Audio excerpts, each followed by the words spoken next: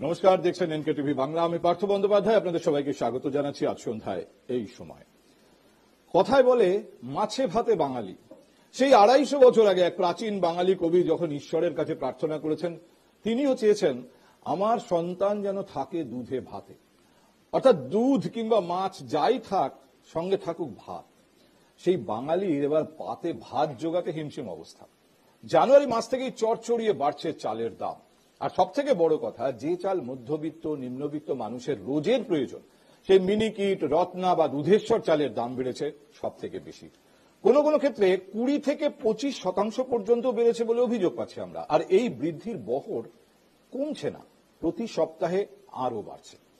খুব বেশি দিনের ব্যাপার না, 20 থেকে 22, মানে 2020 থেকে 2022 এই 3 বছর দুনিয়া জুড়ে কোভিডের দাপট চলেছে। মাসের পর মাস চলেছে লকডাউন, বেশিরভাগ কলকারখানায় উৎপাদন বন্ধ।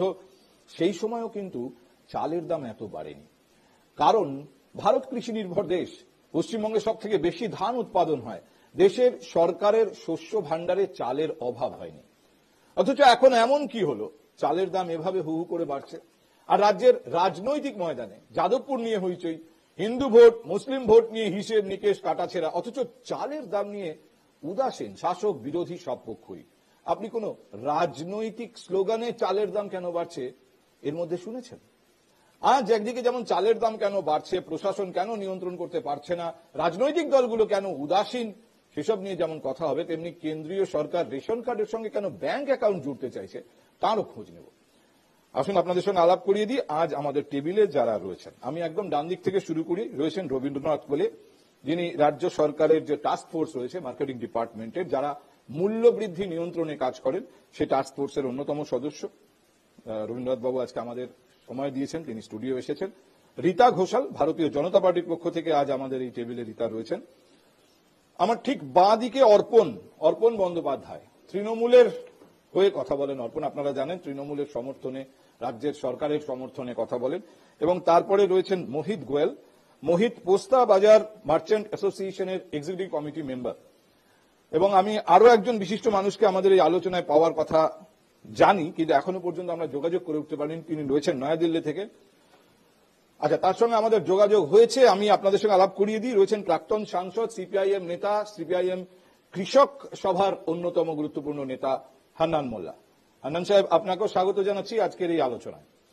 আমি আমাদের প্রতিনিধিদের বিভিন্ন বাজারে খোঁজ নিতে বলেছিলাম, কলকাতার সাধারণ বিক্রেতা এবং সাধারণ ক্রেতা, চালের দাম নিয়ে তাদের প্রতিক্রিয়া নেওয়ার কথা বলেছিলাম। আমাদের হাতে কিছু প্রতিক্রিয়া রয়েছে। আমি আলোচনা শুরু করার আগে আপনাদের দেখাই, আপনাদের প্রত্যেকে যাদের বাড়িতে চাল কিনতে হয় তারা জানেন চালের দামের গতি প্রকৃতি কোন দিকে, কিভাবে কতটা বেড়েছে গত কয়েকদিনে। আমরা আমাদের প্রতিনিধিরা যাদের সঙ্গে কথা বলেছেন তাদের প্রতিক্রিয়া আগে আপনাদের দেখিয়ে নেব। 50 টাকা কিনে 52-54 টাকা বিক্রি। আগে 48 টাকা, কম করে 2 মাস হয়ে গেল। গোবিন্দক 80 টাকা, আগে 70 টাকা, 8 টাকা 10 টাকা বেড়েছে। অসুবিধা, খুচরো খরিদ্দার কমে গেছে, যারা পাইকারি দিচ্ছি তাদেরও কমে গেছে। ধরুন আপনার থেকে আমি 2টো মাল নিয়ে আসলে আমি আবার ফিরতে আনবো বিক্রি হলে, কিন্তু সেটা তো হচ্ছে না। মিনিকেট এখন 55 টাকা, 52 টাকা, 50 টাকা কম দামে। ওর থেকে 5 টাকা 7 টাকা দাম বেড়েছে। বাঁশকাঠি 65 টাকা, 62 টাকা এরকম। আগে 60 টাকা ছিল। বাসমতি একই আছে, 90 টাকা 100 টাকার ভিতরেই। আগেও যা ছিল বাসমতির দাম বাড়েনি, গোবিন্দভোগের দাম বেড়েছে। 80 টাকা ছিল, এখন 90 টাকা হয়েছে। আগে আপনার ওই 45-46 মধ্যে ছিল, এখন সে 55-58-60 টাকা ওই মিনিগেট। বাঁশকাঠি আপনার এখন সব আগে এই 55-56 এরকম ছিল, এখন 65 বিক্রি হচ্ছে, 62-65। রত্না আপনার প্রায় ওই আছে, একটু বেশি কম আছে। কিন্তু আপনার মিনিগেট বাঁশকাঠিটা প্রচুর বেড়ে গেছে দাম এখন, মানে লোকে বাইরে চলে গেছে, ধারণা বাইরে। গোবিন্দভোগ বেড়েছে 20 থেকে 30 টাকা কিলো পার কেজি। হ্যাঁ, সেল কমে গেছে, সেল তো কমবেই। দাম বাড়লে কাস্টমার 10 জায়গা ট্রাই করবে যে এখানে হবে। বলছি, মধ্যবিত্ত ফ্যামিলির তো খুবই অসুবিধা হচ্ছে। এক লাফে যে এতটা বেশি হয়েছে, সেটাই হলো কথা। এক লাফে যদি 10-12 টাকা করে বেড়ে গেছে, বা বস্তা পিছু 300 টাকা বেড়ে গেছে, সেটাতে তো খুবই অসুবিধা হচ্ছে। বেড়েই তো চলছে, এখন আরোই তো বেড়ে যাচ্ছে, এখন অনেক বেড়ে গেছে, যেখানে 200 টাকা প্যাকেটে হয়ে গেছে, এখন বেশি বেড়ে গেছে। না না, মিনিকেট চালই আমরা কিনি না, বাঁশকাঠিটাই কিনি, তো বাঁশকাঠির দাম এখন 200 টাকা বস্তায় বেড়ে গেছে। না, ইনকাম সেরকম নেই, কিন্তু সব দিকেই তো এরকম গন্ডগোলই চলছে, এখন কিছু করার নাই। তো বলে বেড়ে যাচ্ছে, আমরা কি করব, আমাদেরও বাড়তি দাম নিতে হবে। সরকারের কাছে বলে আর কি হবে, কাকে বলে আর কি হবে। তারা দেখো প্রাইভেট ফার্মে কাজ করে, তাদের তো সত্যি খুব অসুবিধা, তাদের তো আর মায়না বাড়ছে না, তাদের তো এইভাবেই চলতে হচ্ছে, খুবই অসুবিধা হয়ে যাচ্ছে, সবকিছু দাম বেড়ে যাচ্ছে অথচ মায়না বাড়ছে না, তাদের তো সত্যি খুবই অসুবিধা হয়, তাই না? কারণ যেমন বাজার সেই রকমই আমাদের চলতে হয়। চালের দাম বেড়েছে ঠিকই, কিন্তু আমাদের কোনো হাত নেই, এটা সরকার যা বলবে তাই হবে। দাম বাড়লেও আমাদের খাওয়ার জিনিস যেহেতু ওটা আমাদের বেশি হলেও খেতে হবে, কিছু করার নেই। মধ্যবিত্তদের একদম হলে পরে যারা কম দামি চাল খাবে সেই রকম চাল পাবে, রেশন দোকানে সেই রকমই চাল পাবে, একটু ভালো চাল কিনতে গেলে দাম দিতেই হবে। না, মধ্যবিত্তের জন্য তো অতিরিক্ত দাম বেড়ে গেছে। কারণ কেন বলছি, আগে যে চাল আমরা খেতাম, মোটামুটি সেই চালগুলো 20-25 টাকা একটা নর্মাল সাধারণ মানুষ কিনতে পারতো। কিন্তু আমরা যেহেতু বাঙালি, ভাতে ডালে চালে মাছে আমরা বেঁচে থাকি, সাধারণ মানুষের পক্ষে সত্যি এফোর্ডেবল না। রেশনেও যে চাল দেওয়া হয় সেই চালগুলো অনেকেই খেতে পারে না। দুধেশ্বর চাল কিনতে গেলে 65 টাকা কেজি, গোবিন্দভোগ বা হেনা সব চালেরই দাম বেড়েছে। আমরা তো আর নিশ্চয়ই রেগুলার পাস্তা, পিৎজা বা বার্গার এগুলো তো খেয়ে বেঁচে থাকবো না। কটা মানুষ আছে যারা রেগুলার এই দামি চাল কিনে খেতে পারবে বলুন তো? রেগুলার বেসিসেও যদি ইনকাম ধরা যায়, কত টাকা ইনকাম করতে পারে একটা নিম্ন মধ্যবিত্ত ফ্যামিলিতে? একটা মেম্বার যদি একটা সাধারণ চাকরি করে 400 থেকে 500 টাকা ডেলি রোজ, তার যদি রেগুলার 150 টাকা খরচা হয়ে যায় চালের পিছনে বা সবজির পিছনে, তাহলে সে কি সেভিংস করবে? কথায় আছে মাছে ভাতে বাঙালি, অর্থাৎ বাঙালিদের যেন ভাত ছাড়া চলে না। আর এবার সেই ভাতের অর্থাৎ চালের দামই একবারে 10 থেকে 15 টাকা, কোনো চাল আবার 20 টাকাও বৃদ্ধি পেল। ফলে এতে রীতিমতো যারা বিক্রেতারা তারাও বলছেন আগের থেকে অনেকটাই কমেছে ক্রেতা, এবং ক্রেতারা তারাও বলছেন যে চালের দাম যদি একটু কমানো হয় তাহলে অনেকটাই উপকৃত হন। ক্যামেরায় সুরজিৎ মণ্ডলের সঙ্গে বিউ সরকারের রিপোর্ট, এনকেটিভি বাংলা।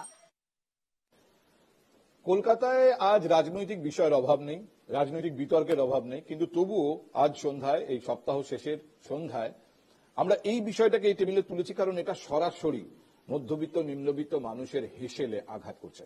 আমি প্রথম হান্নান সাহেব আপনার সঙ্গে কথা বলতে চাইবো, কারণ একই সঙ্গে বোঝা যাবে আমি আপনার কথা কত স্পষ্ট শুনতে পাচ্ছি। কলকাতা এবং শহরতলি, আমার ধারণা জেলাতেও চালের দাম ক্রমশ বেড়েছে ফেব্রুয়ারির দ্বিতীয় সপ্তাহ থেকে, এবং এখনো পর্যন্ত এই বাড়ার ট্রেন্ডটাই আমরা দেখতে পাচ্ছি। এটা নিয়ন্ত্রণ করা যাচ্ছে না বা হচ্ছে না, এটার পেছনে কি কারণ থাকতে পারে? আপনার বিশ্লেষণ আমি একটু প্রথমে শুনতে চাই।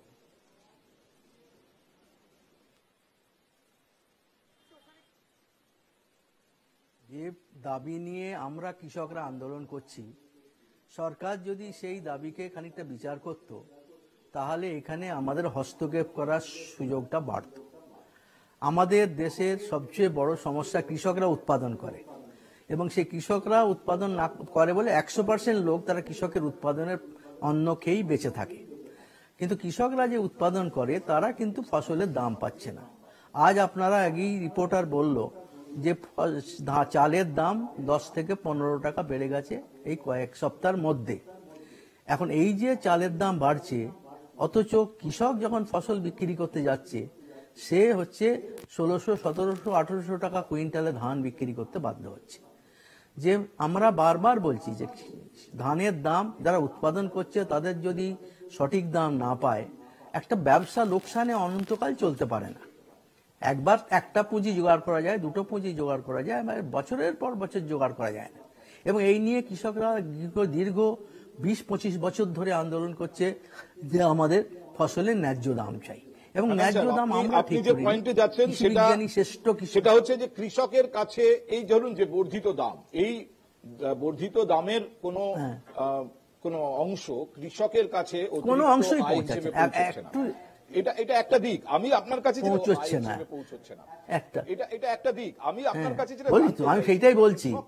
হ্যালো, অথচ সাধারণ মানুষ কিনতে গিয়ে এত দাম দিচ্ছেন, তাহলে এই মাঝখানে ঠিক কি নেটওয়ার্ক, কি মেশিনারি কাজ করছে? এবং এখনো তারা কাজ করছে। মাঝখানে শুনুন, আর এমন কি হলো যে মাঝখানে- জানুয়ারির দ্বিতীয় সপ্তাহ থেকে এই মার্চের প্রথম সপ্তাহের মধ্যে এরকম 10%, 15%, 20% বিভিন্ন, বিশেষ করে মধ্যবিত্ত নিম্নবিত্তরা যে চাল ব্যবহার করেন খান, সেই চালের দাম বেড়েছে। না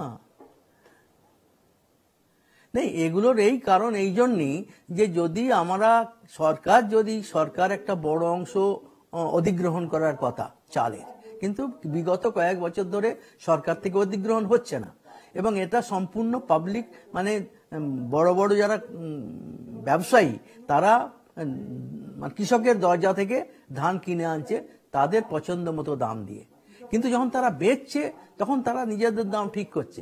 তারা কোনো নির্ধারিত দাম নেই, সরকারের কোনো নির্ধারিত দাম নেই, সরকারের কোনো কনসার্ন নেই, এবং যে মানুষের নাভিশ্বাস উঠছে যারা ভাত খায়, সেই অবস্থায় মানুষের প্রতি সরকারের কোনো দরদ নেই। মানুষ বাঁচলো কি মরল এ নিয়ে মূল্যবৃদ্ধি একটা চরম অর্থনৈতিক সংকট মধ্যবিত্ত ও গরিব মানুষের কাছে, কিন্তু সেইটা সরকারের কাছে সংকট নয়। যতক্ষণ নীতিগতভাবে আমি আপনার কাছে ফিরছি, মূল্যবৃদ্ধিকে গ্রহণ করা না হবে ততক্ষণ, এবং ব্যবসায়ীরা ঠিক করছে বাজারে কি দামে বিক্রি ব্যবসায়ী হবে, তো করছেই, কিন্তু সরকার তো সেটা নিয়ন্ত্রণ করেন। আমি এখানে আজকে রবীন্দ্রনাথ বাবুকে আমাদের এই আলোচনায় পেয়েছি, উনি কিন্তু আমাদের স্টুডিওতে এসে এই বিষয়ে বলবেন বলে সময় দিয়েছেন। রবীন্দ্রনাথ বাবু, আমি প্রথমে তো আপনার কাছে জানতে চাই, আপনি আদৌ কি মেনে নিচ্ছেন যে চালের দাম বাড়ছে বা বেড়েছে? হ্যাঁ, চালের দাম বেড়েছে, এটা ঠিক, এবং সেটা উপযুক্ত কর্তৃপক্ষের নজরে আমরা এনেছি বিষয়টা, এবং কি করা যায় সেটা একটা চিন্তা ভাবনা চলছে। কিন্তু এর মাঝখানে অনেকগুলো কার্যকারণ আছে যে চালের দামটা বাড়ার কারণটা কি, যেটা আমাদের অভিজ্ঞতা থেকে জানি, সেটা হচ্ছে যে মিনিকিট চালটা বেশিরভাগই আপনার মেদিনীপুরে হয়, 2 মেদিনীপুরে হয়, আর কিছুটা বোধহয় মুর্শিদাবাদে হয়।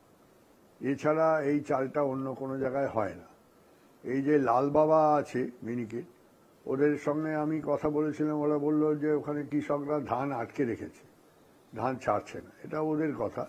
এখন মেদিনীপুর জেলার নাম করছেন, খুব ইন্টারেস্টিং। মেদিনীপুর জেলা, এখানে রীতা আপনি নিশ্চয়ই বুঝতে পারছেন, দুটো মেদিনীপুর জেলাতেই এটা হয়।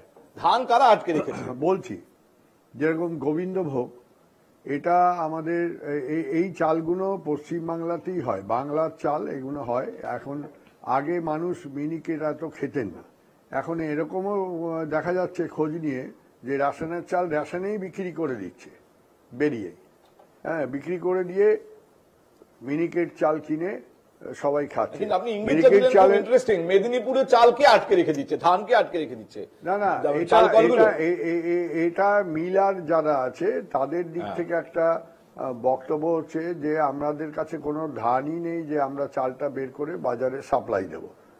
তারা এই কথাগুলো বলছে, দেখাও হয়েছে যে খানিকটা হয়তো তাদের অভিযোগ ঠিকই, কিন্তু ব্যাপারটা হচ্ছে যে মানুষের মধ্যে এখন একটা প্রবণতা বেড়েছে যে খাওয়া দাওয়ার মানকে একটু উচ্চ স্তরে নিয়ে যাওয়া। তারা মিনিকেট চাল, যারা আগে কমা চাল খেতেন তারাও এখন মিনিকিট চাল ব্যবহার করে। আপনি বলতে চাইছেন মিনিকিট চালের দাম বাড়ার পেছনে বেশি মানুষ মিনিকিট নিয়ে আগ্রহ দেখাচ্ছেন, কিনতে চাইছেন, এটা একটা কারণ, কিন্তু সেটার জন্য জানুয়ারি দ্বিতীয় সপ্তাহ থেকে এই 4 সপ্তাহে কেন দাম বাড়বে, 5 সপ্তাহে? দামটা এমন কিছু বাড়েনি। আমি আপনাকে বলছি, কলকাতা শহরের সব থেকে জিনিসপত্রের দাম বেশি দামে বিক্রি হয়, অত্যন্ত উৎকৃষ্ট কোয়ালিটি, সেটা হচ্ছে কাকুরগাছি ভিআইপি মার্কেট বা গড়িয়াহাট মার্কেট বা যদুবাবু বাজার, এইসব বাজারগুলোয় সব থেকে বেশি দামে সব জিনিসপত্র, কোয়ালিটিও ভালো। বাজারে 3 রকম বাজারের গ্রেডেশন আছে। কলকাতা কর্পোরেশনের আন্ডারে যে 54টা মার্কেট আছে সেখানেও তাই আছে, ভাড়াও তাই, আবার কোয়ালিটির দিক থেকেও তাই, জিনিসের দাম সেইখানের বাজারের আজকের রেট হচ্ছে, আপনাকে বলছি যেটা, সেটা হচ্ছে যে আপনার স্বর্ণ 28 টাকা কিনে 35 টাকা বিক্রি করছে, আর মিনিকেটটা 50 টাকা কিনে 55 টাকায় বিক্রি করছে। আপনারা গিয়ে দেখে আসতে পারবেন যারা যারা। আমি আপনাকে একটা ছোট্ট, আমাদের কাছে যে হিসেব আছে, প্রতিনিধিরা বিভিন্ন বাজারে, ঠিক আছে আমি বলিনি, আপনি বলবেন। 62 টাকা কিনে 70 টাকায় বিক্রি করছে, আর গোবিন্দভোগটা 88 টাকায় 100 টাকায় বিক্রি করছে, আর বাসমতি 86, 100 টাকা। এই যে দামি চালগুলোই বেশি বেড়েছে, কম দামি যেগুলো চাল সেগুলো 1 টাকা 2 টাকার ডিফারেন্স আছে। আমি আমাদের কাছে যে হিসেবটা আছে, মোটামুটি আমাদের প্রতিনিধিরা ঘুরেছেন, কিছু বিভিন্ন সংবাদপত্রে এ নিয়ে ইতিমধ্যে রিপোর্ট হয়েছে। আমি আপনাদের বলছি মিনিকিট নরমাল, চালের কোনো অভাব নেই। আচ্ছা, চালের অভাব আছে কিনা এটা আমাদের আলোচনার বিষয়। আমি ফিরবো রবীন্দ্রনাথ বাবু, আমি আপনাকে আবার বলার সুযোগ দেবো। আমাদের কাছে যে হিসেব আমি আপনাদের অনস্ক্রিনও দেখাতে পারি। মিনিকিট নরমাল জানুয়ারি 31 জানুয়ারি 40 টাকা কেজিতে বিক্রি হয়েছে রিটেলে। 40-এ কোথাও হয়তো 42 বা 41 হতে পারে। আপনি যে চালটার কথা বলছেন, আমি বলছি ইউপির একটা চাল আছে, মিনিকিট নয়, ওটা মিনিকিটের মতো দেখতে, তার দামটা একটু কম। সেটাকে এখন বাংলার মিনিকিট আর নরমাল বলছে, মানে নরমাল। আমি বলছি মিনিকিটের মতো, হ্যাঁ মিনিকিটের মতো দেখতে, but that is not miniket. এটা কিন্তু ফেব্রুয়ারি 13 তারিখের বাজারে মোটামুটি 50 টাকা কিলো বিক্রি হয়েছে, মার্চের 8 তারিখে 58 টাকায় পৌঁছেছে কোথাও। রত্না মিডিয়াম জানুয়ারি 31 তারিখে 35 টাকায় বিক্রি হয়েছে, সেটা ফেব্রুয়ারি 13 তারিখে 40 এবং মার্চের 8 তারিখে কোথাও 45 থেকে 47 টাকায় বিক্রি হয়েছে। বাঁশকাঠি ক্লাস 1 জানুয়ারির 31 তারিখে 60 টাকা, যেটা ফেব্রুয়ারি 13 তারিখে 65 এবং মার্চের 8-এ 70-এর কাছে পৌঁছেছে। আর গোবিন্দভোগ যেটা জানুয়ারির 31 তারিখে 100 টাকা, ফেব্রুয়ারি 13 তারিখের মধ্যে জানুয়ারির 31-এ 80 টাকা ছিল, ফেব্রুয়ারি 13 তারিখের মধ্যে 100-এ পৌঁছেছে। 100 পেরিয়ে কোথাও 105, 7, 10-এ পৌঁছেছে। আমি মোহিত আপনার কাছে একটু জানতে চাই যে এই যে দেখলেন না হান্নান সাহেব যখন বলছেন ব্যবসায়ীরা আটকে রাখছে বা ব্যবসায়ীরা এই মুনাফাটা করছে, কৃষকদের কাছে পৌঁছচ্ছে না। দেখুন, যে চালটা রেশন ব্যবস্থার মাধ্যমে আসে তার মেকানিজম আলাদা, কিন্তু খোলা মার্কেটে যে চালটা আসে তার মেকানিজমের ভেতরে এই ব্যবসায়ীদের বা কোনো যাদের আমরা ফোড়ে বা দালাল বলেও মাঝে মাঝে অভিহিত করি, এই মধ্যবর্তী ব্যবসায়ীদের মুনাফা লুটে নেওয়ার ফলে বাজারে দাম বাড়ার কি সম্ভাবনা আছে? না, প্রথম কথা যা আপনি বলছেন প্রাইস রাইজের কথা, প্রাইস রাইজ নিশ্চয়ই হয়েছে, কিন্তু প্রাইস রাইজের কারণ অনেক হয়। ফার্স্ট কারণ আছে ক্রপ অনেক খারাপ হয়েছে বৃষ্টিতে, সেটা অনেক বড় কারণ আছে যা আমরা ডিসকাস করছি না, সেটা কারো হাতে নেই। ক্রপ যখন কম অ্যাভেলেবল হবে মার্কেটে প্রাইস নিশ্চয়ই বাড়বে। আর আমি তো নিজে একটা রাইস ট্রেডার আছি, আপনি যা ডেটা দিলেন কি জানুয়ারি মাসে 40 টাকা মিনিকেট ছিল, 40 টাকা ছিল না, ওটা 45 টাকা 46 টাকাই ছিল, ওটা কিছুটা বেড়েছে 4-5 টাকা। হ্যাঁ নিশ্চয়ই, যা চালের রেট 1 টাকা বা 50 পয়সা এদিক ওদিক ফ্লাকচুয়েট হয়ে ওটা 3-4 টাকা ফ্লাকচুয়েট হয়েছে, কিন্তু এটাও আমার মনে হচ্ছে এটা শর্ট টার্ম আছে। আবার মার্চ এপ্রিলে নতুন ক্রপ এসে যাবে, এই চালের দাম আবার নিচে এসে যাবে। না, এই শর্ট টার্মটা নিয়েই প্রশ্ন। এই শর্ট টার্মেই হয় সাধারণভাবে এই ধরনের ইনফ্লেশন, আমি বলবো দামে হঠাৎ করে বৃদ্ধি, এটা সাধারণভাবে শর্ট টার্মেই হয়। এই শর্ট টার্মেই প্রফিটটা তুলে নেওয়া হয়, এখানেই কোনো বিশেষ চক্র কাজ করছে সেদিকে নজর রাখতে চাইছি। কোনো জিনিস আছে যা গভর্নমেন্ট বা বিজনেসম্যানের হাতে নেই। আমি যা আপনাকে ক্রপের কথা বললাম, যদি ক্রপ মার্কেটে কম থাকবে, জাস্ট উৎপাদন কত কম হয়েছে, it is demand and supply. যদি যা র মেটেরিয়াল আছে ওটার সাপ্লাই কম থাকবে, অটোমেটিক মার্কেটে একটু ক্রাইসিস আসবে আর রেট বাড়বে, সেটা আমরা ব্যবসা করছি, এটা প্রত্যেক সময় হয়। That is acceptable. আমি বলতে চাইছি দেখুন, পশ্চিমবঙ্গে বিপুল পরিমাণ ধান উৎপন্ন হয়, গোটা ভারতকে পশ্চিমবঙ্গ অলমোস্ট খাওয়ায়ও। চাল তো সব থেকে বেশি পশ্চিমবঙ্গে উৎপাদন হয়, বর্ধমান মেদিনীপুরের মতো বা Hooghly. Because of the untimely rains, the crop has damaged a lot. How much? See, I don't have the data in terms of numbers, but আমি অ্যাজ আ ট্রেডার আমরাও তো মার্কেটে দেখি, নিশ্চয়ই প্রাইস যা বাড়া উচিত ছিল তার থেকে বেশি বেড়েছে, সেটা আমি ডিনাই করছি না। আমি এখানে একটা কথা বলি, আমি কিছুটা গবেষণা তো নিজেও করেছি যে কেন কোন কোন বিষয়কে দায়ী করা হচ্ছে, এবং সেখানে অবশ্যই মোহিত এই মুহূর্তে যেটার কথা বললো যে নভেম্বর অক্টোবর মরশুমে যে পরিমাণ ধান উৎপাদন হয় সেই ধানের পরিমাণ কমেছে, উৎপাদনের পরিমাণ ড্যামেজ হয়েছে ধান, কিন্তু হ্যাঁ বর্ষার কারণে অসময়ে বৃষ্টির কারণে ধান নষ্ট হয়েছে। কিন্তু প্রশ্ন হচ্ছে যে ধান উৎপাদন হয়েছে সেই ধান যদি চালে সঠিকভাবে চালে পরিণত হয়ে মার্কেটে আসে, তাহলে কি দামে এই প্রতিফলন হওয়ার কথা যেখানে পশ্চিমবঙ্গে ধানটা তৈরি হচ্ছে, নাকি যেহেতু কিছু ধান নষ্ট হয়েছে সেইটাকে সামনে রেখে এই কৃত্রিমভাবে এই অভাবটা তৈরি করা হচ্ছে? রীতা।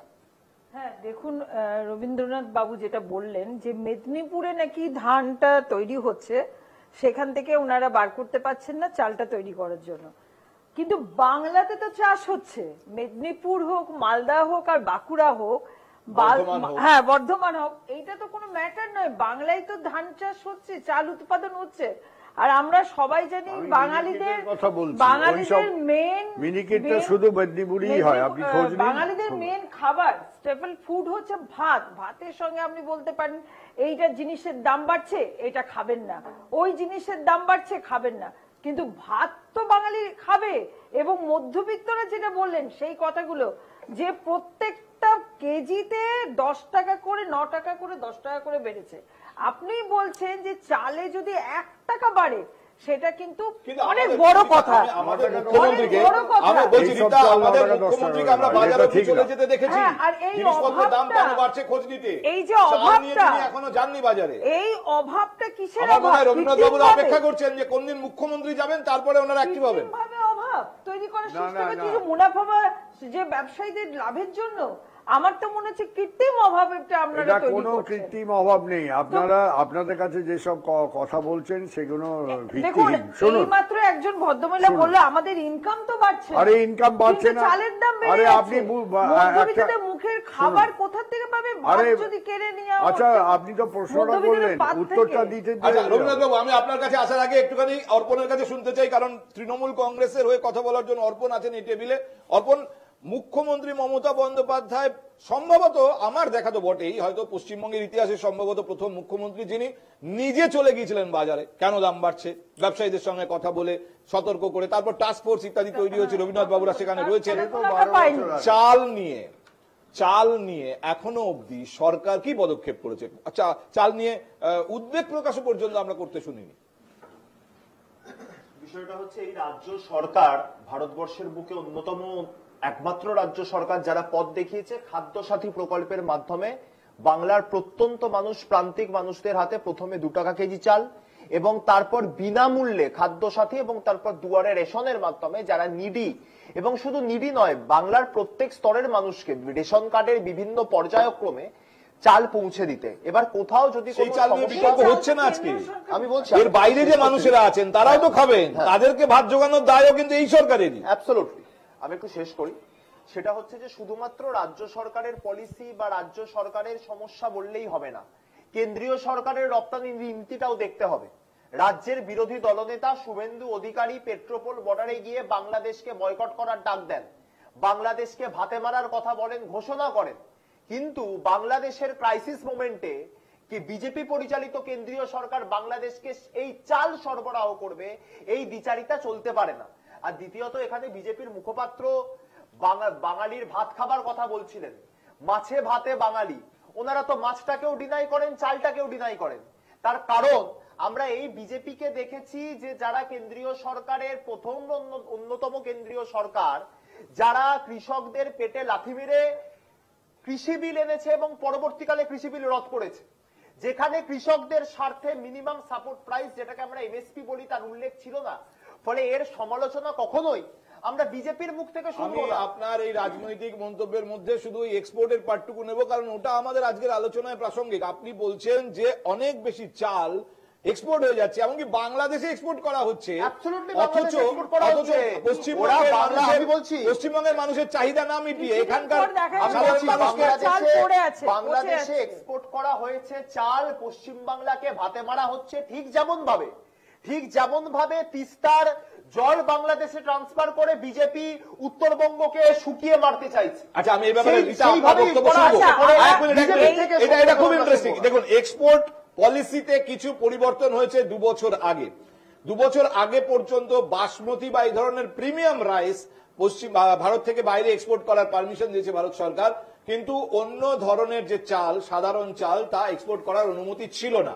এই ব্যানটা 2 বছর আগে তুলে নেওয়া হয়েছে, এটা আমার কাছে খবরটা আছে। আমি আনন্দ সাহেব আপনার কাছ থেকে জানতে চাই যে সাধারণ নিম্নবিত্ত মধ্যবিত্ত মানুষের যে চালের প্রয়োজন, সেই চাল হতে পারে যে কিছু উৎপাদন কম হয়েছে, তার ফলে হয়তো বাজারে কিছু যোগান কম আছে, কিন্তু সাধারণ মানুষের যেটা প্রয়োজন সেটার ব্যবস্থা না করে এই চাল বাইরে এক্সপোর্ট হচ্ছে, বাংলাদেশে এক্সপোর্ট হচ্ছে, আর এখানকার মানুষ কেজিতে 10 টাকা 15 টাকা বেশি দাম দিচ্ছেন। আপনার কাছে কি এরকম কোনো খবর আছে? শোনেন, এটা অনলি একটা নীতি না, অনেকগুলো নীতি আছে। আমাদের দেশে সাধারণ প্র্যাকটিস হচ্ছে অর্থনীতির, যে যদি কোনো জিনিসের দাম বাড়ে সরকার বাজারে মার্কেট ইন্টারভেনশন করে।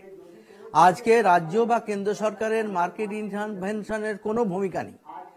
যখন বেশি দাম হয় সরকার তখন কম দামে সেই জিনিস সাপ্লাই করে ব্যালেন্স করার চেষ্টা করে। সরকার সম্পূর্ণভাবে ছেড়ে দিয়েছে ব্যবসায়ীদের উপরে, সরকারের কোনো দায়িত্ব নেই।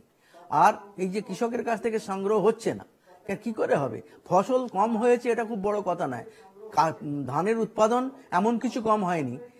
উৎপাদন 5.5% কৃষির উৎপাদন, একমাত্র কৃষির উৎপাদনই হচ্ছে, শিল্পের উৎপাদন বাড়েনি। কৃষির উৎপাদনের জন্যই জিডিপি ব্যালেন্সের একটা জায়গায় থাকতে পারছে, অথচ বদনাম করা হচ্ছে যে না উৎপাদন কম হচ্ছে। আসলে কৃষককে ফসলের ন্যায্য দাম দিয়ে সেই দাম সরকার যদি ন্যায্য দামে কিনে একটা স্টক করে, যখন দাম বাড়বে তখন যদি বাজারে সরবরাহের একটা ইন্টারভেনশনের ব্যবস্থা করে, তখন এই কালোবাজারিদের রোকা যাবে। নয়তো কালোবাজারিদের অবাধ চলবে। তারা সরকারের পয়সা দেয়, চাঁদা পয়সা দেয় সরকার গঠন করার জন্য। সুতরাং তাদের অনেক বড় হাত। তাদের নেতারা এখানে টিভিতে যাই বলুক না কেন, তারা এই কর্পোরেটে সাহায্য নিয়ে তারা থেকে মার্কেটিং। এক মিনিট রিতা, আন্নান সাহেব বলতে চাইছে this is black marketing, nothing else. Rabindranath বাবু আপনি বলুন। উনি বলছেন রাজ্য সরকার কেন্দ্রীয় সরকারের যে ভূমিকা নেওয়া উচিত। বলতে দিন। বলছি উনি যেসব কথাগুলো বলছেন ওগুলো রাজনৈতিক বক্তব্য। উনি বয়োজ্যেষ্ঠ বয়স্ক মানুষ, উনি সঠিক কথা বলছেন না, রাজনীতি করছেন। আমি যেটা বলতে চাইছি, আমি তো ট্রেডার্স অর্গানাইজেশন করি, দীর্ঘদিন ধরে করি, এবং মুখ্যমন্ত্রী যার জন্য ওই কমিটির মধ্যে আমাদের রেখেছেন। কোনো ট্রেডার্সকে আপনি জানেন এই রাজ্যে সেকেন্ড লার্জেস্ট প্রডিউসিং স্টেট হচ্ছে আলুতে পশ্চিমবাংলা, কিন্তু মুখ্যমন্ত্রী ব্যবসায়ীদের ছাড়েনি, আলু অন্য স্টেটে পাঠানো বন্ধ করে দিয়ে। একটাই কথা ছিল যে আমার এখানে এত আলু প্রোডাকশন হয়, যা রিকোয়ারমেন্টস আছে তার ডবল হয়, অথচ এখানকার মানুষ এত দামে আলু খাবে কেন, কিনবে কেন, এই প্রশ্নে। সেরকম চালটাই বলছি আপনাকে, আগেই বলেছি মিনিকিট চালটা 2 মেদিনীপুরেই হয়, আর গোবিন্দভোগ চালটা বর্ধমানে হয়, আর মুর্শিদাবাদ আর হুগলি এরকম 2-3টে জেলায় হয়। এগুলো Paschimbangla India second largest rice producing country. তা সত্ত্বেও দামি চাল বলতে দিন। আপনারা বলেছেন, আপনাদের বাধা দিন, আমি কিন্তু এসব জানি, করে বেড়াই, করবেন না, বলতে দিন। আমি বলছি যে আমাদের রাজ্যে যে ভালো চাল, যেটা মিডল ক্লাস, আপার মিডল ক্লাস, মিডল ক্লাস সবাই ব্যবহার করেন, এখন এই ভালো চালটা খাওয়ার প্রবণতা সাধারণ মানুষের ক্রয় ক্ষমতা আগের থেকে বেড়েছে, এটা ফ্যাক্ট, এবং তাদের ইচ্ছাটাও বেড়েছে। ওই জন্য আমি প্রথমেই বললাম যে রেশনের চাল যেটা পাচ্ছে ফ্রি, সেটাকে বিক্রি করে দিয়ে মিনিকিট চালের দিকে ঝুঁকেছে অনেকে। আপনি ভালো করে মার্কেট সার্ভে করুন, এই প্রশ্নের উত্তর আপনি পাবেন। বহু ঘরে ঘরে এই জিনিসটা হচ্ছে, এটা ভালো একটা দিক। এবার চালের যে ক্রাইসিসটা হচ্ছে, সেই ক্রাইসিসটা হওয়ার মূলত কারণ হচ্ছে এবারে ধান মিলাররা পাচ্ছে না। আর ধান মিলাররা কেন পাচ্ছে না? যে কৃষকদের কাছে ওই ধান নেই, তাদের কাছে নষ্ট হয়ে গেছে, যা নানা কারণে তাদের এবারে এপ্রিল মাসে দেখবেন এই চালটাই যা বাজারে আগে বিক্রি হচ্ছিল 2 মাস আগে, তার থেকেও কমে পাওয়া। তার মানে আপনারা এপ্রিল অবধি অপেক্ষা করবেন, তার আগে পর্যন্ত যেরকম বাজারে বাড়ছে বা যে নিয়ন্ত্রণের বাইরে থাকছে, এটাকে নিয়ন্ত্রণ করা যাবে না। কেন নিয়ন্ত্রণ করা যাবে না? আপনি আজকে এখানে বসে বলছেন, আমি 1.5 মাস আগে সরকারি লেভেলে যেখানে যেটুকু যা বলবার, খবর দেওয়ার, আলোচনা করার, সবই করা। ক্রাইসিসের দুটো কারণ হতে পারে। একটা রবীন্দ্রনাথ বাবু হতে পারে যে কিছুটা উৎপাদন কমেছে, দ্বিতীয় যে কারণটা অর্পণ একটু বাংলাদেশে চলে যাচ্ছে, পশ্চিমবঙ্গের বাজারে পাওয়া যাচ্ছে দামি চাল। দামি চালের কথা হচ্ছে না, সাধারণ নিম্নবিত্ত মধ্যবিত্ত মানুষ যে চাল ব্যবহার করে, সেই চালের অভাব ভারতবর্ষে চলে যাচ্ছে। Bharatvarsha second largest producing country, এখানে চালের কোনো অভাব নেই। এইবার চালের অভাব হচ্ছে, মিনিকেট হচ্ছে, বাঁশকাঠি হচ্ছে, এগুলো হচ্ছে প্রিমিয়ার রাইস। এগুলোর ক্ষেত্রে বাসমতির দাম কমেছে রবীন্দ্রনাথ বাবু, বাসমতির দাম তবু গত 2-3 সপ্তাহে কিছুটা হলো নিয়ন্ত্রণে এসেছে, আগের থেকে কমেছে। না, আপনারা বেড়েছে যেগুলো, সেগুলো সাধারণ মানুষ ব্যবহার করে। প্রাইস গুলো বলছেন, সেই প্রাইস গুলো ঠিক না। আজকের প্রাইসটা, আপনাকে যে কথাটা আমি বলছি, আপনি আবার ঘুরে আজকের প্রাইসে যাচ্ছেন। আমরা একটা ছোট্ট বিজ্ঞাপন বিরতি নিয়ে ফিরি, কিন্তু যে পয়েন্টটা অর্পণ তুলেছেন সেই পয়েন্টটা আমার মনে হয় একবার আলোচনা হওয়া দরকার। এখানে মোহিত আছেন, ব্যবসায়ী সংগঠনের পক্ষ থেকে আজকে তিনি আমাদের এই টেবিলে রয়েছেন।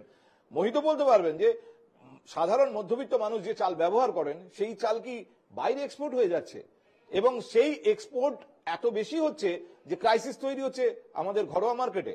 একটা ছোট্ট বিজ্ঞাপন বিরতির পর এই আলোচনায় ফিরছি।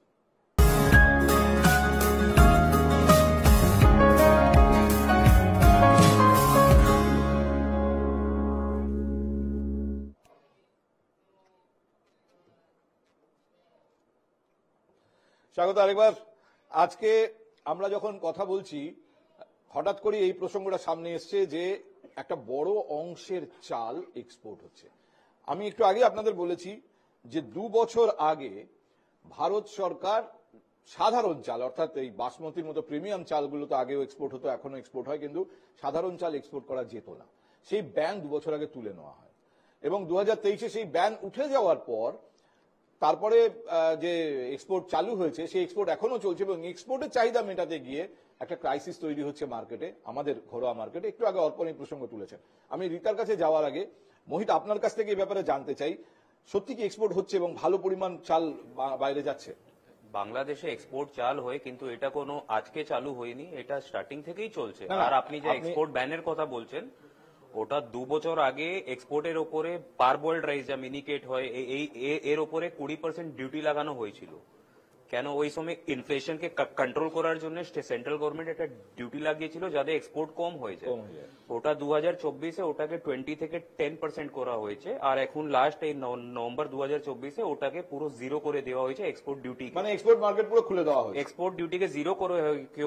কেন? লাস্ট ইয়ার অনেক বাম্পার স্টক ছিল রাইসের, যা স্টক খারাপ না হয়ে যায় বা মিলগুলো অনেক যা বন্ধ হচ্ছে ওটা বন্ধ না হয়, সেটাকে প্রমোট করার জন্য সেন্ট্রাল গভর্নমেন্ট ওকে 0 করেছিল নভেম্বর 2024-এ এবং তারপরে জানুয়ারি থেকে দামটা বাড়তে শুরু করেছে। তার মানে ফেব্রুয়ারি থেকে দাম বাড়তে পরিষ্কার ঘরের বাজার থেকে বিপুল পরিমাণ চাল এবার এক্সপোর্ট হয়ে যাচ্ছে, যেহেতু 0% ট্যাক্স হয়ে গেছে, ফলে একটা হিউজ পরিমাণ এক্সপোর্ট আগেও হচ্ছিল, হতে পারে কিছু পরিমাণ বেড়ে গেছে, সেটা হতে পারে কি এই জানুয়ারি মাসে কিছু পরিমাণ বেড়ে গেছে, কিন্তু এক্সপোর্ট এটা না কি আজকে চালু হয়েছে, এক্সপোর্ট অনেক বছর থেকেই চলছে।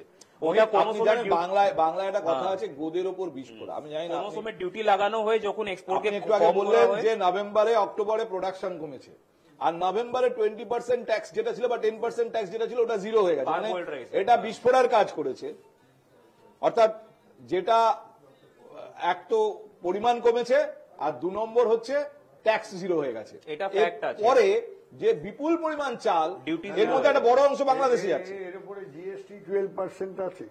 না, জিএসটি থাকতে পারে, কিন্তু 10% এক্সপোর্ট ট্যাক্স ছিল যেটা 0 হয়ে গেছে। এবার ন্যাচারালি এক্সপোর্টাররা চাইবেন সেই মুনাফাটা তুলতে এবং এখানকার মার্কেট থেকেই তারা চাল কিনছেন এবং এই চালের একটা বড় অংশ তার মানে বাংলাদেশেও যাচ্ছে। হ্যাঁ, বাংলাদেশেও যাচ্ছে। আমি রিতা আপনার কাছে জানতে চাই, আমি কিন্তু বিরোধী দলনেতাকে সেই বনগা বর্ডারে চলে যেতে দেখেছি, সেদিনই তিনি ওখানকার সব ট্রাক বন্ধ করে দিচ্ছিলেন যে বাংলাদেশে কিছু যেতে দেব না। আর সেই কেন্দ্রীয় সরকারের পলিসি পশ্চিমবঙ্গের চাল এমন ভাবে বাংলাদেশে পাঠাচ্ছে যার ফলে পশ্চিমবঙ্গের বাজারে এবার চাল 10 টাকা 15 টাকা করে কেজিতে বেশি দিতে হচ্ছে। না দেখুন, অনেকদিন ধরে যেটা মোহিতদা বললেন যে অনেকদিন ধরে এটা বারবার হচ্ছে, এগুলো কেন বলছেন কে জানে, বুঝতে পারছি না। এটা 4 টাকা বেড়ে যায়, 50 টাকা ছিল 55 হয়েছে। 8 টাকা 10 টাকা না কখনো না, বস্তা প্রতি 300 10 টাকা 15 টাকা একবারে বাড়েনি। রবীন্দ্রনাথ বাবু আপনি বোঝার চেষ্টা করুন, যে ডিসেম্বরে কিনেছে যে দামে কিনেছে, যখন ফেব্রুয়ারিতে গিয়ে কিনছে তখন তার থেকে 10 টাকা বেশি দিয়ে কিনছে। একবার 10 টাকা বাড়েনি। মিনিকিট চাল আমি নিজে ব্যবহার করি, 50 টাকাই ছিল, 6 মাস আগেও ছিল, সেটা এখন 55 টাকা হয়েছে। বাজে কথা বা ভুল খবর। আমি এই বিতর্কে সাধারণ মানুষের এক্সপেরিয়েন্স হচ্ছে চালের দাম বেড়েছে। রবীন্দ্রনাথ বাবু, আপনি যদি এখন ক টাকা বেড়েছে এই নিয়ে বিতর্ক করেন, না আপনি যদি চান আমি আপনাকে দিতে পারি বা আমি অ্যাড্রেস দিচ্ছি, আপনি লোক পাঠিয়ে কালকে আনিয়ে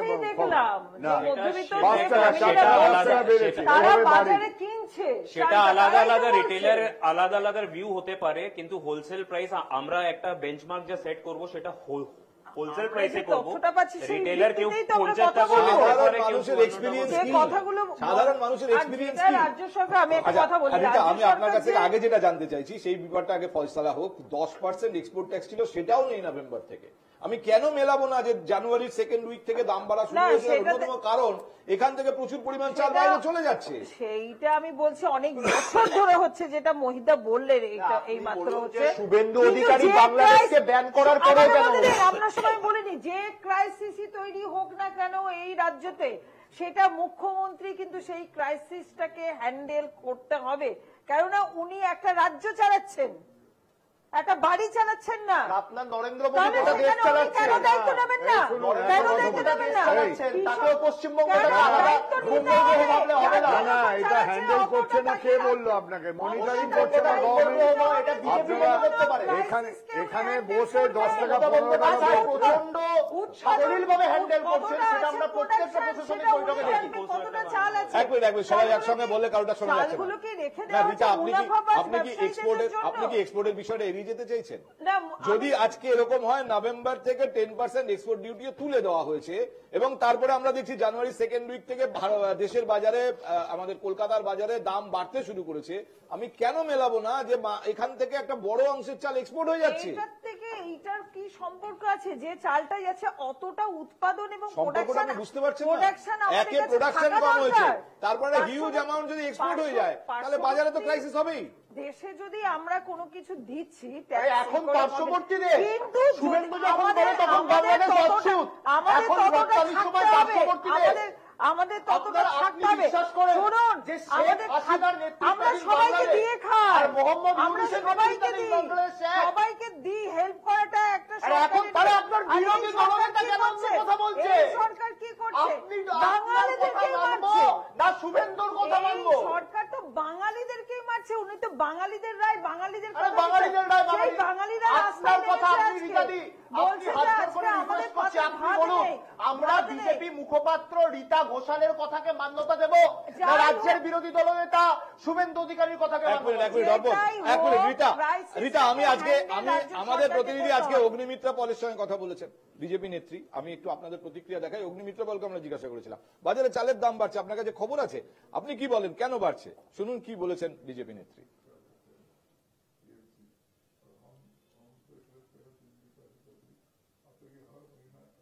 কদিন আগে মুখ্যমন্ত্রী বললেন যে টাস্ক ফোর্স বাজারে বাজারে গিয়ে এই দাম চেক করবে। এর আগেও আলুর দাম যখন আলুর চাষিরা আত্মহত্যা করছিল, মুখ্যমন্ত্রী বললেন যে এরকম করা যাবে না, ঠিক দাম দিতে হবে। কিন্তু কোথায় কি? কারণ এখানে সামনে ইলেকশন, আজকে এই ধরনের বেশি দাম নিয়ে আজকে হিমঘর নেই, যে হিমঘর আছে সেখানে এই ধরনের স্টক করে মানুষের কাছে না পৌঁছে একটা ব্ল্যাক মার্কেটে সেটাকে বিক্রি করে ডিমান্ড, সাপ্লাই এন্ড ডিমান্ডকে বেশি করে সাপ্লাই কম, দামটাকে বাড়িয়ে আজকে মুখ্যমন্ত্রী জানেন না, এটা আমরা বিশ্বাস করি না, আগামী ইলেকশনের জন্য তৃণমূল সরকার এইভাবে টাকা তুলছে, মানুষকে কষ্ট দিচ্ছে, মানুষ এইভাবেই রাজ্য চলছে।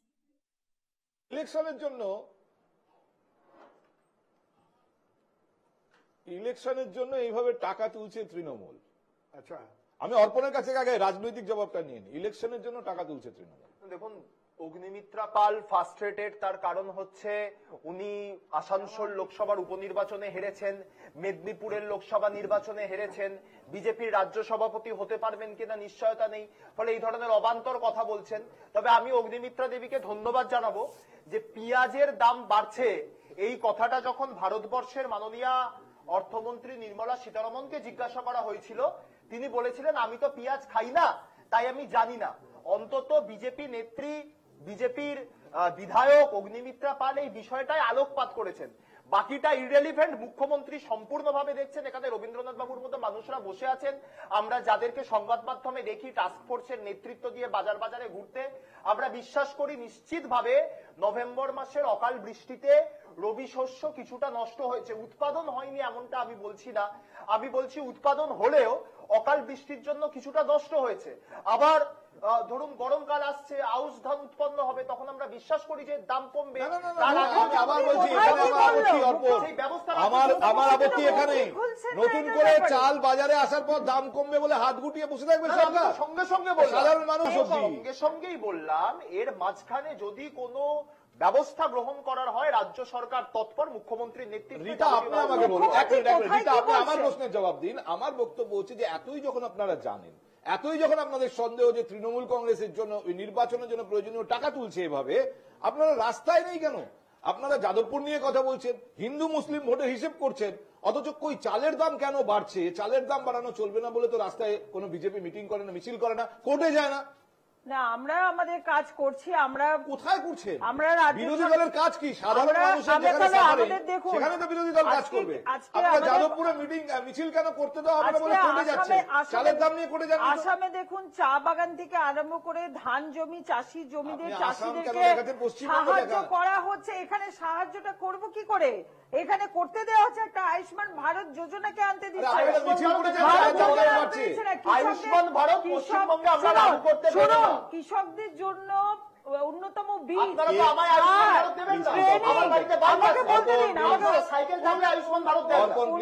উন্নতম সার, বীজ, সমস্ত কিছু পাঠানো হয় ফ্রিতে। আমার জবাবটা পাচ্ছি না, চালের দাম কেন বাড়ছে? মুখ্যমন্ত্রী কেন বাজারে গিয়ে খোঁজ নিচ্ছেন না? আজকে ভুতুরে ভোট নিয়ে উনি যে ভোটার নিয়ে কথা বললেন, আমাদের কথা ছিল, আমরা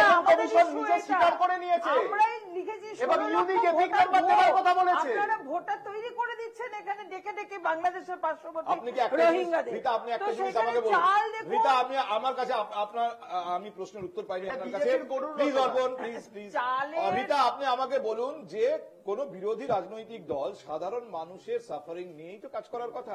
সেক্ষেত্রে সাধারণ মানুষের এক্সপেকটেশন থাকতেই পারে যে দেশের রাজ্যের একমাত্র বিরোধী দল বিধানসভায়, তারা বিধানসভার বাজেট অধিবেশনে নানা রকম বিষয়ে ঢাক ঢোল কিসব কাঁসর ঘণ্টা বাজান, অথচ কেন চালের দাম বাড়ছে? আমাদের কাজ হলো মানুষের পাশে থাকা, মানুষের জন্য থাকা। আমরা মানুষের পাশে আছি, আমরা দেখছি, কিন্তু এটা পুরোপুরি একটা রাজ্য সরকারের কাজ যে মানুষের কেন চালের দামটা বাড়ছে ওনাকে দেখা হচ্ছে। এখনো অবধি কিন্তু মুখ্যমন্ত্রী একটা কথা হয়, একটা পাতা নড়লে যেখানে উনি আমাদের কাছে আছে, মালা রায় কি বলেছেন আমি আপনাদের শোনাবো। কেন মুখ খুলছেন? তৃণমূল কংগ্রেসের নেত্রী মালা রায়, তার প্রতিক্রিয়া আমরা পেয়েছি চালের দাম নিয়ে, শুনুন।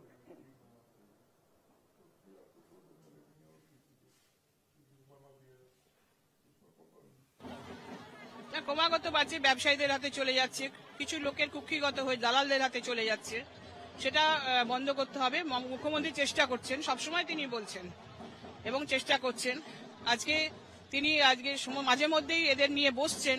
সাধারণ মানুষের ঘাড়ে এত দাম চাপানো যাবে না। নিত্য প্রয়োজনীয় দ্রব্যের দাম আকাশ ছোঁয়া হয়েছে, সমস্ত সবজির দাম আকাশ ছোঁয়া হচ্ছে। এটা আজকে বিজেপি গভর্নমেন্টের ব্যর্থতা বলতে পারেন। মানুষের কাছে সুফলে খাবারটা তারা পৌঁছে দিতে পারছে না। আচ্ছা, এটা কি করে বিজেপি গভর্নমেন্টের ব্যর্থতা কি করে হয়? ব্যবসায়ীদের হাতে চলে যাচ্ছে, দালালদের হাতে চলে যাচ্ছে। কোথাকার ব্যবসায়ী? দিল্লি থেকে আসছেন ব্যবসায়ীরা, এটা কি ভুতুরে ব্যবসায়ী? আজকে উড়িষ্যাকে এরা বন্ধ করে দিয়েছে দালাল ফোলারদের জন্য। পার্শ্ববর্তী যে উড়িষ্যা চাল কেনা বন্ধ করে দিয়েছে। আপনার কাছে আমার অনেক প্রশ্ন আছে, কিন্তু তার আগে অর্পণ রাজনৈতিক জবাবটা আপনি দিন। আমি বলছি, আমার মনে হয় যে নিশ্চিতভাবে আমাদের সাংসদ মাননীয়া কলকাতা পুরসভা চেয়ারপারসন মালা রায়ের কাছে আমার মনে হয়, আমার ধারণা যে এই বিষয়ে এই দালাল ফোড়ে মধ্যস্থতা ভোগী এই ব্যাপারটা নিয়ে হয়তো ওনার কাছে সঠিক তথ্য আছে। ওনার কাছে আমাদের অনুরোধ থাকবে যে উনি সেই সঠিক তথ্যটা মুখ্যমন্ত্রীর কাছে পৌঁছে দিন। এবং এখানে বিজেপির ব্যর্থতা বলতে উনি এটাই হয়তো বোঝাতে চেয়েছেন, যেমনটা আমি বললাম যে এক মুখে বিজেপির বিরোধী দলনেতা, আমি কোন বিজেপির মুখপাত্র, কোন নেতা রাজ্য স্তরে সব বলছি না, বিজেপির বিরোধী দলনেতা সাংবিধানিক পদ, তিনি বলেন বাংলাদেশকে বয়কট করব, আর বিজেপির কেন্দ্রীয় সরকার সেই বাংলাদেশকে চাল রপ্তানি করে। হয়তো এটাকেই উনি বিজেপির ব্যর্থতা হিসেবে বলতে চাইছেন। এবার রবীন্দ্রনাথ বাবু আপনার কাছে ফিরে আসে। আমি প্রথমত রপ্তানির কারণে মার্কেট ক্রাইসিসে হওয়ার সম্ভাবনা কতটা বলে আপনি মনে করেন? আপনি তো ট্রেডিং এর ভেতরে আছেন, একজন ট্রেডার। আমি যেটুকু জানি, মুখ্যমন্ত্রী সমস্ত ব্যাপারে নজর রাখেন, খেয়াল রাখেন। যেটা প্রকৃত সমস্যা, সেই সমস্যাটা বোঝারও চেষ্টা করেন। এই মালা দেবী যে কথাটা বলেছেন ওটা সঠিক কথা বলেননি। আপনাকে বলি একটা কথা, কিছুদিন আগে আনন্দবাজারে এই মাস দেড়েক আগে বেরিয়েছিল একটা সমীক্ষা অল ইন্ডিয়া বেসিসে স্টেট ওয়াইজ জিনিসপত্রের মূল্য নিয়ে। সেখানে সব থেকে লোয়েস্ট বৃদ্ধি পেয়েছে ওয়েস্ট বেঙ্গলে, সব জিনিসের অ্যাভারেজ। মানে আপনার রিজার্ভ ব্যাংক বলেছে 4% যদি বৃদ্ধি পায় বছরে সেটা সহনীয়, কিন্তু ওয়েস্ট বেঙ্গলে বৃদ্ধি পেয়েছিল 3.1%, আর বাকি সমস্ত রাজ্যে 4%-এর উপরে 6%, 6.5% বেড়ে গেছে। উড়িষ্যা হচ্ছে সবার উপরে। সেই জন্যে মূল্যবৃদ্ধি এটা নিয়ে আমাদের আলোচনাও হয়েছিল, সেখানে এটাও হয়েছিল যে এই যে টাস্কফোর্স কাজ করছে তার জন্যই ওই কেন্দ্রীয় সরকার বিজেপি সরকারের অধীনে যে দপ্তর তাদের প্রকাশিত বক্তব্যে ওই কথাটা বলা হয়েছে। এটা আপনারা আনন্দবাজার খুলে দেখুন, পেয়ে যাবেন, আমার মোবাইলে তো আছে। আমি সেই জন্যই বলছি এই যে একটু দামি ভালো চালের যে একটু অসুবিধা হয়েছে যার জন্য দাম বেড়েছে, আপনারা এখানে 15 টাকা 20 টাকা করে বেড়েছেন বলছেন, এই তথ্যটা একবারেই বেঠিক। কারণ কাকুরগাছি ভিআইপি মার্কেটের রেট আমি আপনাদের আজকের রেট যেটা বললাম যে 5 টাকা বেড়ে 50 টাকায় কিনে 55 টাকায় বেচছে মিনিকে, এটাই অ্যাকচুয়াল ফ্যাক্ট। এখানে যে আলোচনাগুলো হচ্ছে এখন কোথায় রিটেলার কে কাকে একটা দুটো বেশি নিচ্ছে সেটা বললে চলবে না, জেনারেল। এবং এটা নিয়ে দপ্তরে ডিপার্টমেন্টে আমরা আলোচনাও করব, এই ব্যাপারে কি পদক্ষেপ করা যায় সেটা নিয়েও করব। চিফ সেক্রেটারিকেও নিশ্চয়ই আমি বলবো এবং আলোচনা করতে করতেই আউশের মরশুম এসে যাবে, নতুন চাল ঢুকে যাবে, দাম আপনি কমে যাবে। দাম তো অটোমেটিক কমবে, এপ্রিল মাসে দাম কমবে। এই সময়ের যে এই সময় শুনুন একটা কথা বলি, শুনুন আপনি সেন্ট্রাল গভর্নমেন্টকে বলুন না 12% ট্যাক্স নিচ্ছে আটা চাল এসবের উপরে, দুধের উপরে, সেটা কমিয়ে দিতে ছেড়ে দিতে। এই সব ভেক কথা বলে লাভ নেই। এই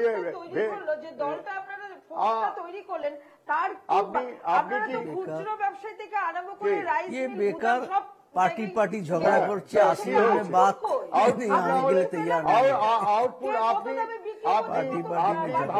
শুনুন, ভারতবর্ষের অন্যান্য পশ্চিম বাংলার প্রাইসের তুলনা বেকার है, করে দেখুন, ये पार्टी ओके डाल देगा, समय चला जाता है। जिस बात चर्चा है সিপিআইএম এর প্রাক্তন সাংসদ হান্নান মোল্লা।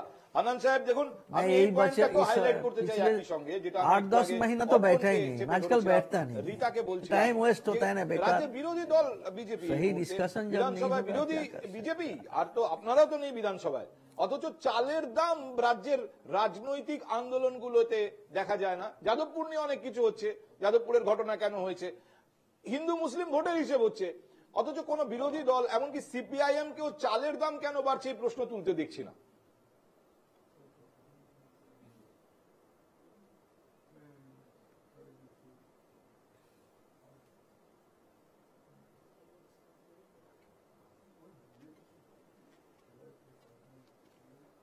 হান্নান সাহেব আপনি কি শুনতে পাচ্ছেন আমার কথা? হ্যাঁ, আমি লাগাতার শুনছি।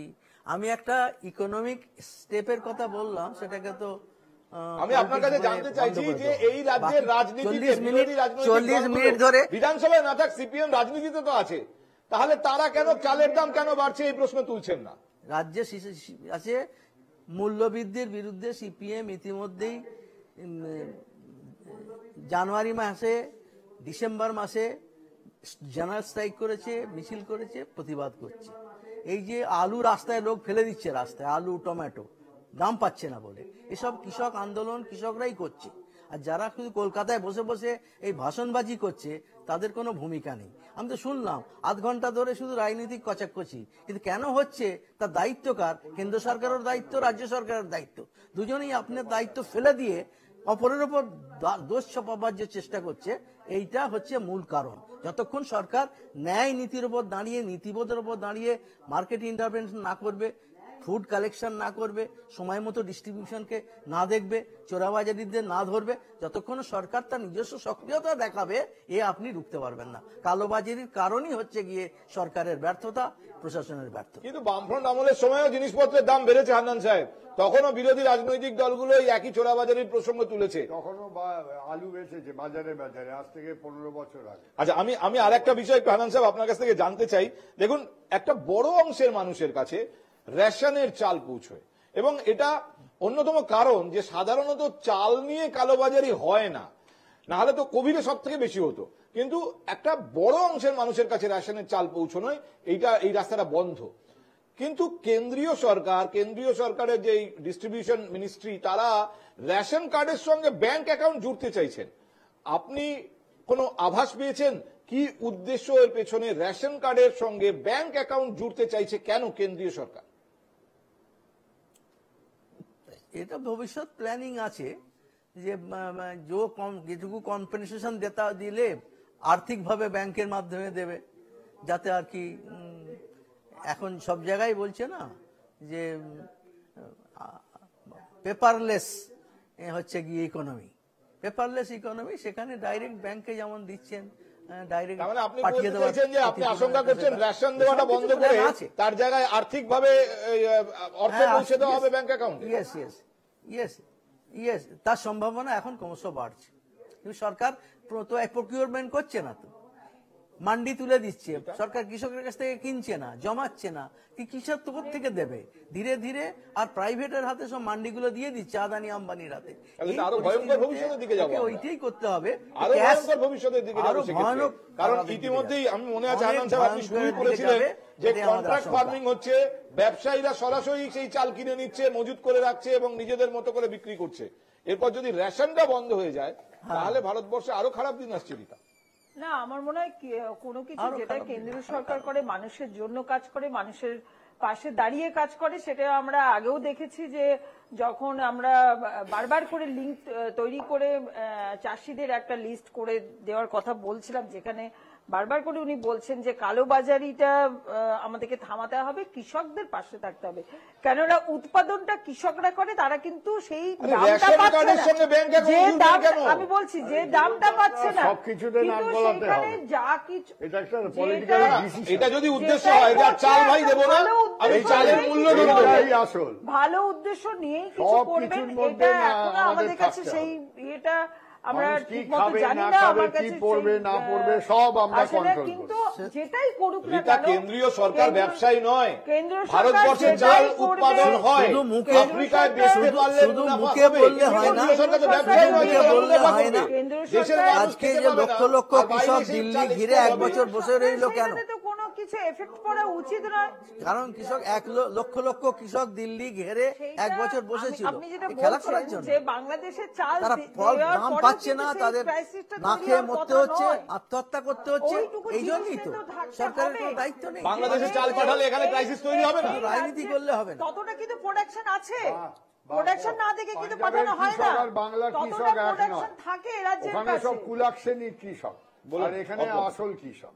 দুটো তিনটে ব্যাপার, বিষয় হচ্ছে যে কেন্দ্রীয় সরকার যা করেছে ভালো উদ্দেশ্য নিয়ে করেছে। আমি জানি না যে কেন্দ্রীয় সরকারের কৃষি বিল কোন উদ্দেশ্য নিয়েছিল, যে কৃষকদের চাপে পুনরায় কেন্দ্রীয় সরকারকে তার কৃষি বিল রদ করতে হলো।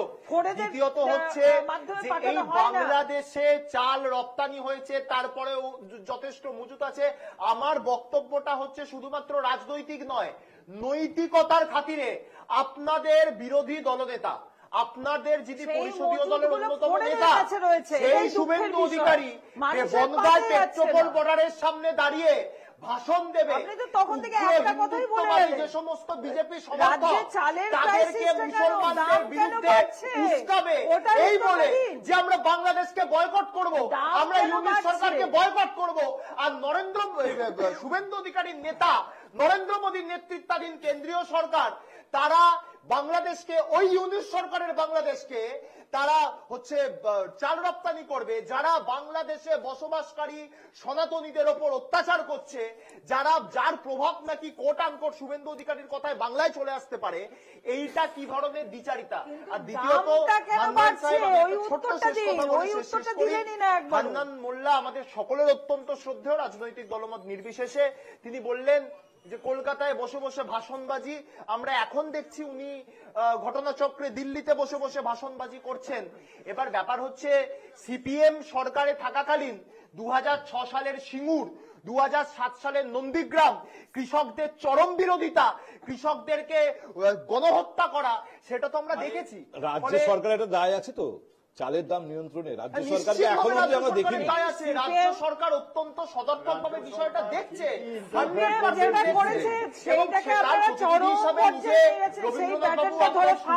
আমাদের হাতে আজকে সময় শেষ। আমি অনেক ধন্যবাদ রবীন্দ্রনাথ বাবু, আপনি সময় দিয়েছেন, রীতা, অর্পণ, মোহিত, হান্নান সাহেব যিনি দিল্লি থেকে আমাদের সময় দিয়েছেন দীর্ঘ সময়, আপনাদের প্রত্যেকে অসংখ্য ধন্যবাদ এই শনিবার সন্ধ্যায় আমাদের সঙ্গে এতটা সময় কাটানোর জন্য। আমরা মূল যে জায়গা থেকে আলোচনা শুরু করেছিলাম তা হলো চালের দাম কেন বাড়ছে। চালের দাম কতটা বেড়েছে সেই বিতর্কটাকে সরিয়ে রেখেও এটা বলা যায় যে সাধারণ মানুষের, নিম্নবিত্ত মধ্যবিত্ত মানুষের জন্য একটা চ্যালেঞ্জ হয়ে গেছে নতুন করে। চাল তো সবার লাগবে, চাল সবাইকে কিনতে হবে। এবং এই টেবিলে বসে আমি অন্তত এইটুকু আন্দাজ পেলাম যে এই মুহূর্তে না রাজ্য সরকারের না কেন্দ্রীয় সরকারের কোনো পরিকল্পনা বা কোনো পদক্ষেপ যা সাধারণ মানুষের মনে আশা সঞ্চার করতে পারে, না আমি এরকম কিছু দিতে পারছি না। 1 এপ্রিল মে মাস নাগাদ পরের মরশুমের ধান যখন বাজারে আসবে, চাল যখন বাজারে আসবে, অটোমেটিক্যালি সেই যোগান চালু হলে দাম কমবে, এরকম একটা আশার দিকে তাকিয়ে বসে থাকা ছাড়া আপাতত আমাদের দেখার যে আগামী 2 সপ্তাহের মধ্যে চালের দাম আরো বাড়ে কিনা। দরকার হলে আবার এই নিয়ে কথা হবে। অনেক ধন্যবাদ আপনাদেরও আমাদের সঙ্গে থাকার জন্য। দেখছেন NK টিভি বাংলা। আমি পার্থ বন্দ্যোপাধ্যায়। Good night.